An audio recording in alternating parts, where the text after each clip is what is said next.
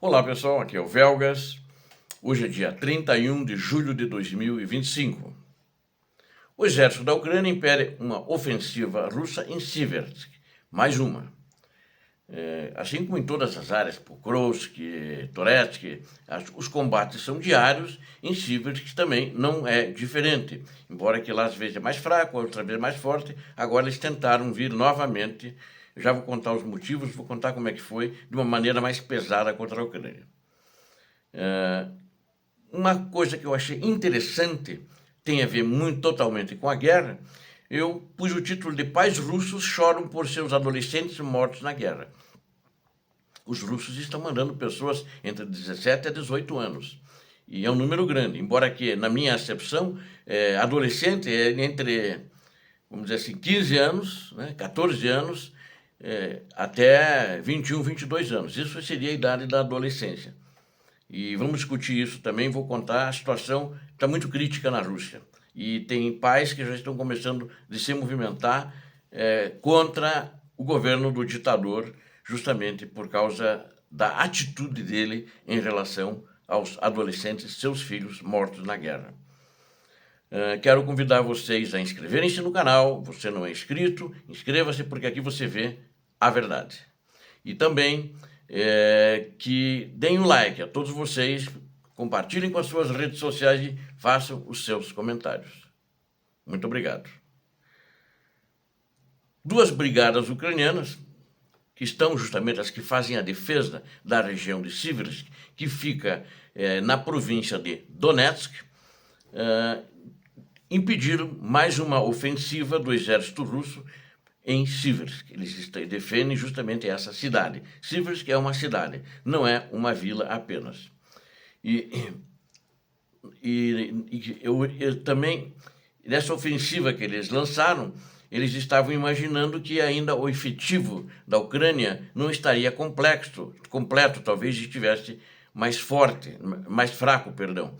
Mas, na realidade, ele estava mais forte, porque nessa região, as unidades que estavam ali, que faziam parte de um corpo de exército, né? E esse corpo de exército foi criado recentemente, e esse corpo, que é o primeiro, 11º corpo de exército, que foi criado agora em 25 de julho. E eles estavam imaginando justamente que ali deveria estar enfraquecendo, porque talvez tivesse uma rotação de tropas, mas não estava tendo rotação. Não estava saindo gente para descansar e não estava saindo tropa para entrar. Ou seja, os ucranianos já tinham feito a não substituição, mas o reforço das tropas ali, assim que criaram esse corpo de exército oficialmente em 25 de julho. Mas o reforço começou a chegar antes e eles não tinham essa informação. Então, fizeram um ataque contra vilas na região. O plano dos comandantes russos foi frustrado pela brigada número 54, mais uma vez a 54 atuando e se dando muito bem. É uma brigada blindada. Na maioria hoje dos confrontos, o número maior de blindados, seja tanques de guerra e veículos de blindados de combate, que são os que transportam a tropa de infantaria, são da Ucrânia, face à grande perda de blindados que a Rússia teve. Eles têm menos blindados, no geral, nas suas forças armadas. Então, eles não atacam muito de blindados. Mas aí houve mais um ataque de blindados, a exemplo do último dia que eu relatei para vocês também. E fizeram, nesses ataques, foram eliminados mais de 100 militares da Rússia, e a infantaria, né, deles, que veio uma boa parte a pé, não sei o número desse ataque, mas eles perderam também entre blindados de transporte de tropa, de veículos de combate e tanques de guerra, 11 blindados, que é o número que eles tinham. Então perderam todos. E tinha aproximadamente 50 motocicletas que foram destruídas, a maioria foi queimada porque foram atingidas pela artilharia ou por drones que lançaram granadas em cima dessas motocicletas. Então vocês vejam, aparentemente, aproximadamente, só vamos raciocinar em termos das motocicletas. Motocicletas que eles atacam com um cara que vai pilotando a moto e um outro atrás, com fuzil e equipamento e tal. Bom, os dois vão com fuzil, só que um vai com o fuzil sem estar com ele na mão e o outro vai com o fuzil na mão. Eles tiveram só nas motocicletas 100 perdas, né? E normalmente as perdas com motocicleta, o cara fica gravemente ferido, mutilado, alguma coisa assim, ou morre. Então tiveram perdas pesadas aí na região de Sivers, né? E eles estavam então tentando fazer uma pressão ali. Eles pretendem capturar Sivers, não vão conseguir. O exército deles não tem o preparo como o exército profissional, que também foi repelido da Ucrânia, foi destruído, o que invadiu a Ucrânia em 2022, né, no dia 24 de fevereiro, mas ali é caminho para Sloviansk. E eles querem, que é uma cidade importante, é de porte, é um centro logístico, então eles querem chegar a Sloviansk. E não vão chegar, é que nem Pokrovsk. Eles querem chegar em Pokrovsk. Pokrovsk vai ficar nos sonhos da Rússia, né? Ao contrário, e assim como não vão chegar em Sloviansk, na minha avaliação, eles estão mal preparados, eles não estão preparados para entrar para a guerra, o exército deles que eles estão reforçando. São tropas sem treinamento. Os que entraram na Ucrânia em fevereiro de 2022, eles treinaram mais de um ano, fizeram exercícios na fronteira com a Ucrânia e assim mesmo foram destruídos, né? Mas a pressão da Rússia está se intensificando, principalmente que eles perderam uma vila ali perto que estava no comando deles. Eu acho que já falei em um outro vídeo, algumas semanas já que eles perderam, a Ucrânia recuperou, que é Bilohorivka, né? Então eles perderam essa vila de Bilohorivka. Só como curiosidade, o que é Bilohorivka? Nem todo nome de vilas tem tradução, mas Bilohorivka significa vodka branca, né? Só para Bilo de branca, né? E Horilka de vodka. A vodka é a palavra em ucraniano que refere-se a vodka. Muita gente diz que é cachaça. A Ucrânia não tem cachaça, a Ucrânia só tem vodka, eles chamam de Horilka, ok? A manutenção de Sivir, então, os ucranianos estão, essas duas brigadas, elas estão contendo a tropa russa, não deixando eles passar para frente, né? E elas estão, então, como eu falei para vocês, no formato do Corpo de Exército de número 11. E eu acredito que os russos não sabiam da mudança, e aí eles quebraram a cara ao tentar esse ataque, achando que ali seria um ponto fraco, e quando na realidade não foi, né? O comandante em chefe das Forças Armadas da Ucrânia, o competente general Alexander Syrskyi, expressou confiança na capacidade das Forças Armadas ucranianas de contra-atacar. A exemplo do que aconteceu em Bilohorivka, eles tomaram Bilohorivka de volta, né? Os russos não ficaram muito tempo com essa vila, que é uma vila importante, é uma vila grande. E chamando, inclusive falando na direção de Pokrovsk, ele retificou que é a mais quente na frente de batalha. Mas os russos estão trazendo muitas pessoas e alguns recursos materiais para implementar os planos aquisitivos. E ele fez uma reunião com os aliados, o general Alexander Syrskyi, com o comandante supremo aliado na Europa, que esteve na Ucrânia. O que assumiu recentemente é o general americano Alexis Grinkevich, né? O sobrenome, sabe, ele tem descendência bielorrussa, ele é bielorrusso de descendência, e ele já falou isso. Também é um dos países bálticos, eu não sei se ele é leto, né, que seria da Letônia, ou da Lituânia, alguma coisa assim também, mãe de um lado e pai do outro, né? O Grinkevich o sobrenome do pai dele, aparentemente é bielorrusso, né?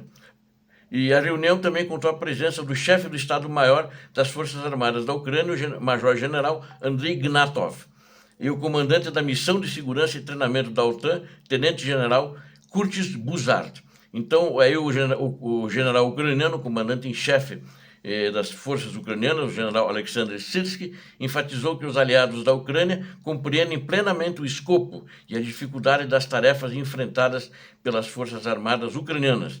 Mas ele mesmo disse e mostrou para eles que a Ucrânia tem potencial para derrotar e tem derrotado os grupos ofensivos de toda qualquer ofensiva da Rússia contra a Ucrânia em todo o teatro de operações. Enquanto isso, os pais russos estão chorando, né? Adolescentes estão morrendo um a um na linha de frente, não têm maturidade para a guerra, não são treinados para a guerra, esses guris, essas crianças deveriam ter pelo menos 1 ano de treinamento e tem no máximo 1 mês, né? Dão um fuzil, pouca munição e vai lá se virar matar o ucraniano. Essa é a ordem que eles recebem. E eles estão reclamando também porque o Putin não está cumprindo promessas de indenizações, promessas de trazer os corpos de volta. Eles têm notícias das mortes, mas os corpos que o Putin prometeu trazer de volta para a Rússia, não é para mandar para outro país voluntários, não, né, que às vezes tem essa dificuldade e nem sempre eles prometem isso, né? Mas os adolescentes, os filhos que eles tirou das suas mães, dos seus pais, estão sendo abandonados, né? E muitos feridos, os próprios russos estão matando para não ter que pagar pensão para viúvas, né? Então, o que nota-se o grande colapso da Rússia, que cada vez mais o ditador da Rússia está mandando crianças em idade escolar, isso é idade escolar, 17 anos, né? 2º grau, entrando na faculdade, para o fronte, transformando sonhos dos jovens russos sobre seu futuro na Rússia em avisos fúnebres e em obituários. Inclusive, quem descobriu isso foi a BBC, né? A BBC de Londres descobriu, pelo menos recentemente agora, que no último mês, 245 soldados russos de 18 anos, alguns não tinham 18 completos, nem todos com 18 anos completos, morreram na guerra contra a Ucrânia, e esses são apenas alguns dados confirmados. No entanto, essas crianças, que o próprio ditador russo, dirigindo-se aos pais deles, o ditador que tem 72 anos, jurou, vai fazer em outubro agora 73, jurou que recrutas não seriam enviados para o fronte. E ele não cumpriu a promessa. Eles seriam treinados para a tropa permanente da Ucrânia, né?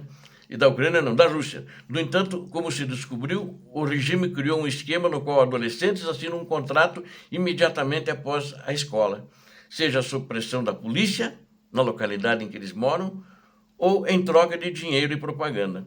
O preço da emissão é de 100 mil rublos. Para quem assinar o contrato, ele paga 100 mil rublos para cada adolescente recrutado. Na maioria das vezes, os adolescentes são recrutados pelas forças de segurança, ganhando um bom dinheiro.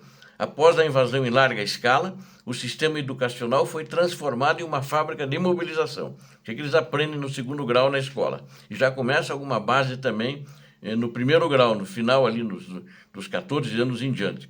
As escolas oferecem aulas de patriotismo. E o que eles aprendem nas aulas de patriotismo? Eles aprendem a cavar trincheiras. Os soldados, eles mandavam soldados para ler histórias de guerra para as crianças, onde os russos não morrem apenas de heroísmo, né?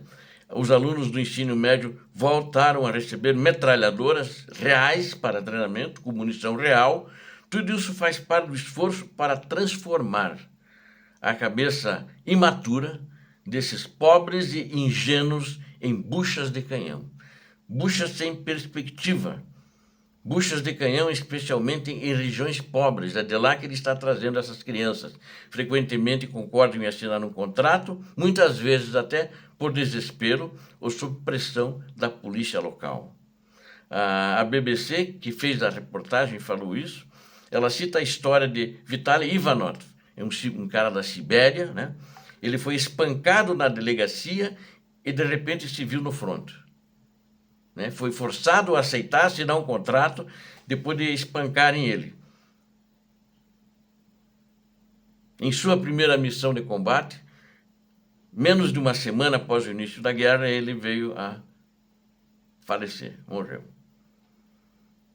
Ele, na realidade, iria ainda completar 18 anos. Então, eles são enganados pela propaganda mentirosa desse maldito ditador que começou essa maldita guerra. E, segundo informações, ela não confirmou essa reportagem, mas diz que o número real só de adolescentes desses mais de 1 milhão de mortos, no total do exército da Rússia, 267 mil mortos podem ser de adolescentes. Obrigado a vocês que assistiram esse vídeo. Conto com vocês. Inscrevam-se no canal, deem um like. E inscrevam-se. Eu conto com vocês porque aqui você viu a verdade. Deus abençoe a todos vocês. Deus abençoe a Ucrânia. Deus abençoe o Brasil. Paz e bem. Paz para toda a humanidade.